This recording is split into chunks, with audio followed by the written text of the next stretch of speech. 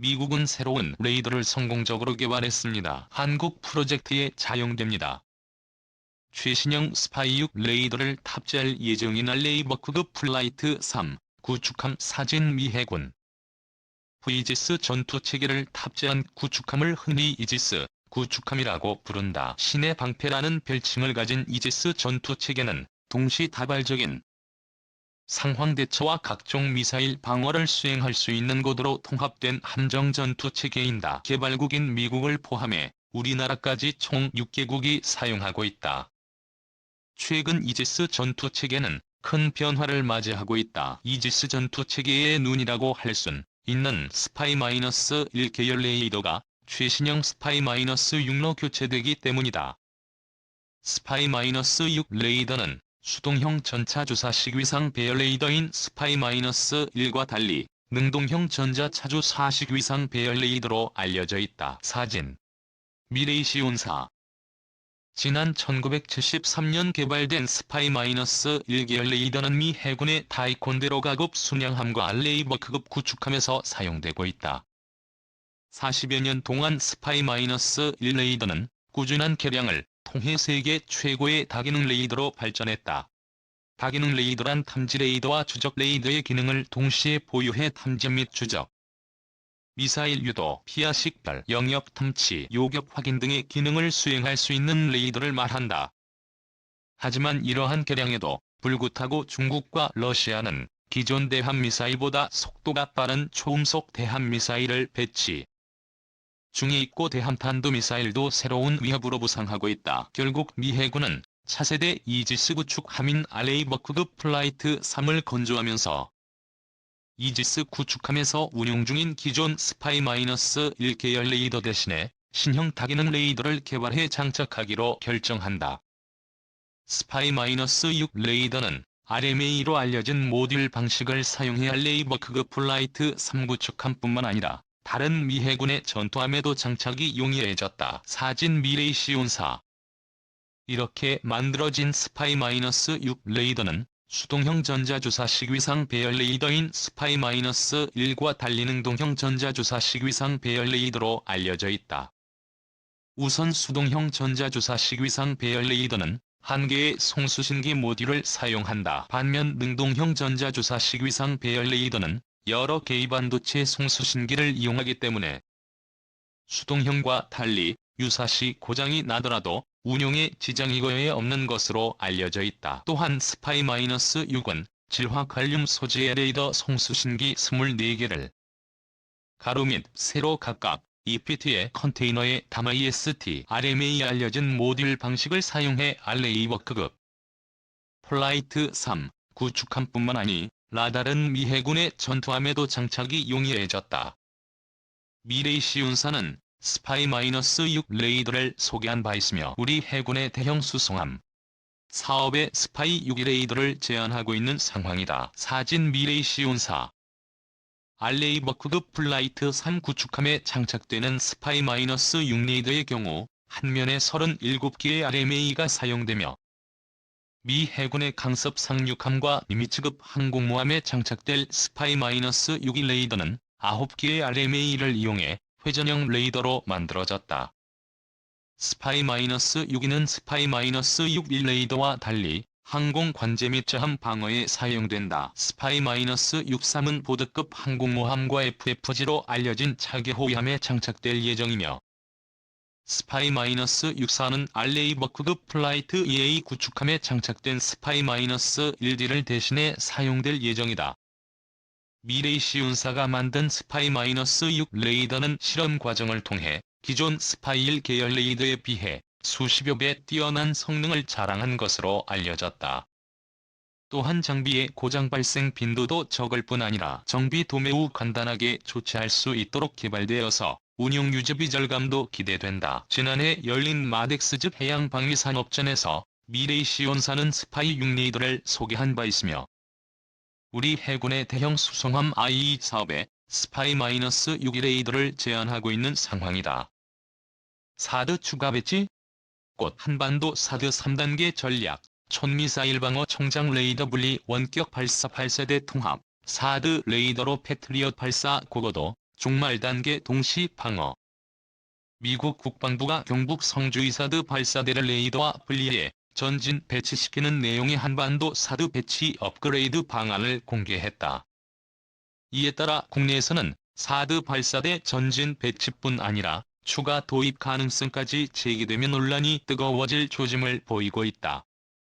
미 국방부는 내년 예산안에 사드 관련 예산으로 10억 달러를 요청하고 현재 41기의 사드 미사일을 2021 예산년도 말까지 625기로 늘리겠다고 밝혔다. 또한 이 기간 한반도의 미사일 방어 전력 통합 작업을 마무리하겠다고 공개했다. 존 힐 미국 미사일 방어국장은 지난 10일 미 국방부 내년 예산안에 대해 브리핑하며 주한미군 연합긴급작전 요구 완료 시 사드 패트리엇을 이용한 주한미군의 전력이 어떤 식으로 강화되는지 3단계로 설명했다. 제2ON은 효과적인 미사일 방어를 위해 가용 자원인 사드와 패트리엇 미사일 발사 시스템을 통합 관리하겠다는 미군의 계획이다. 현재 사드 포대는 6기의 발사대와 지휘 통제소, 레이더 등으로 구성되며 한 대의 발사대에는 8발의 요격 미사일이 장착돼 있다. 힐 국장에 따르면 1단계는 사드 발사대의 원격 조종이다. 그는 사드 발사대를 포대에서 분리한다면 한반도 전략이 유연해질 것이라며 포대를 더 뒤로 놓을 수 있고 사드 레이더를 뒤로 옮기거나 발사대를 전진 배치할 수 있고 추가 발사대를 가져올 수 있는 능력이 구비될 수 있다고 밝혔다. 사드 발사대와 레이더를 분리한 뒤 사드 발사대를 전진 배치한다는 게 이른바 VON 1단계 구성인 것이다. 추가 사드 배치와 관련해선 발사대를 포대에서 분리하면 배치할 수 있다고만 언급했다.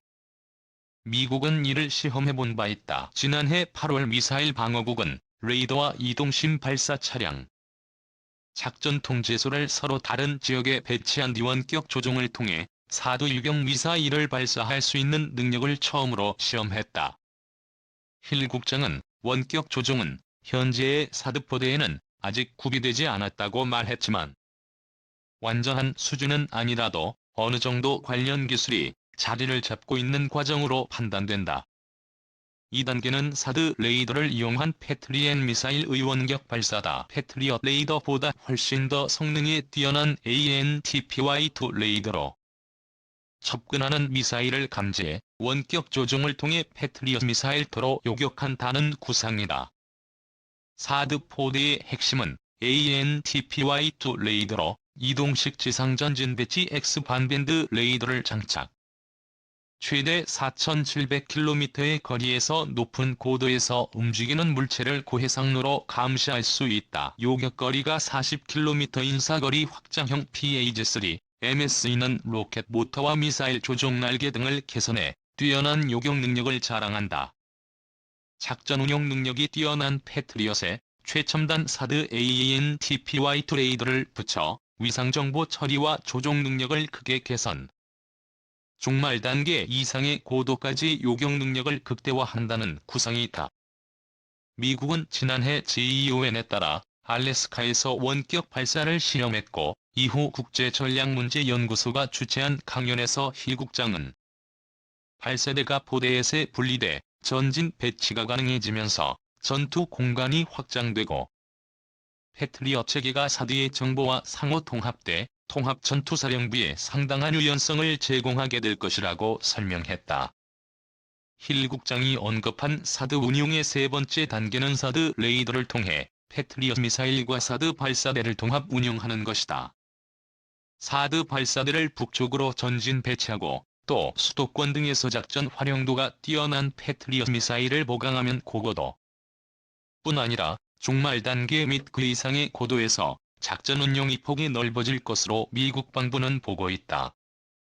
23일 오전 국방부 장병들과 건설 인력들이 성주사드 기지 근무 장병들의 생활 여건 개선 공사를 위한 인력, 자재, 장비를 실은 화물차를 몰고 경북 성주군 소성리 진밭교를 지나 사드 기지로 들어서고 있다.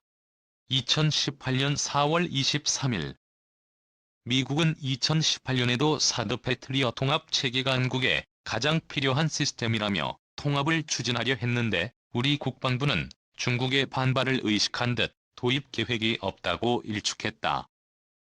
이후 주한미군은 지난해 4월 평택 미군 기지에서 비활성화탄을 사드 발사대에 장착하는 훈련을 했다. 당시 미국이 훈련용 모의탄을 발사대에 장착해 발사 전 단계까지 과정을 숙달하는 목적이 있었던 것으로 평가된다.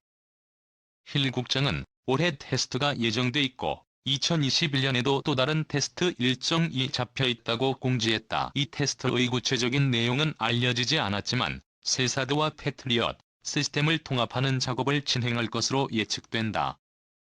만약 이 작업이 완료되면 사드 레이더가 포착한 정미사일을 패트리엇으로 격추할 수 있어 북한 탄도미사일에 대한 패트리엇의 탐지 요격 성공률을 더욱 높일 것으로 전망된다.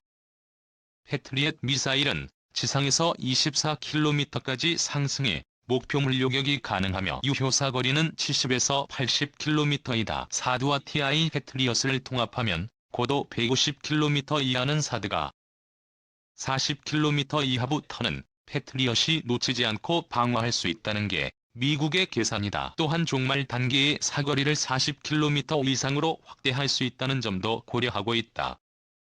미국이 향후 사드와 패트리엇 체계를 통합해 전진 배치하면 사드, 패트리엇 통신 보강으로 빚을 수 있어 중국뿐 아니라 북한도 강하게 반발할 것으로 예상된다. 한편 국방부는 사드 발사대 이동 배치 가능성에 전혀 논의된 바 없다는 입장이다. 국방부 당국자는 14일 기자들과 만나 사드 포대 배치에 대한 부분은 현재까지 5회로 TI성 주 이외에 추가로 논의되는 지역은 없다며 사드 성능에 대한 기술적 진전이 있어야 있을 수 있다고 말했다. 당국자는 이어 사드 체계를 패트리엇 미사일과 연동하는 것과 관련한 성능 개량에 대한 미측의 설명은 들었지만 그것이 추가 배치를 뜻하는 것은 아니라고 본.